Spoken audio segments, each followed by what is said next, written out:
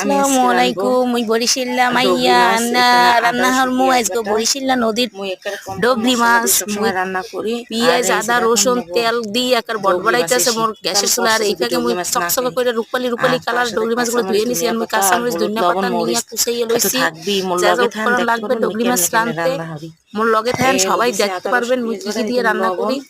এখন মুই লবণ দিয়ে দিলাম যেতে মোর আর হলুদ ওই দিছি। আর মশলাগুলো একদম না সেটা মরিচ হলুদ দিয়ে মরিচটা দিলাম একটু বেশি। আমরা আবার একটু মরিচের কামদাই করে জাল খাইবে মরিচ মেলা ঢেলে জাল। দিচ্ছি চামিচদের মাইক্রো আর মেপে দিব না একবার শীতকাল মোরা বলে একটু জাল কথা, খেতে যেহেতু মানে যত পারবেন কম খুন্তি মশলা, অনেকে চামিচ করে জিরা দিয়ে আদা অনেক বাটা দেয়, লাড়াচাড়া দিয়ে ভালো আদা করে বাটা তেলে দিবেন, কিন্তু মশলা একটা জিরা মিলাইয়া ধনিয়ার গুঁড়া দেন গরম তেল মশলা তেল এসব তেল না তেল করে দেওয়ালেই জ্বালাইলাম ভালো হয়।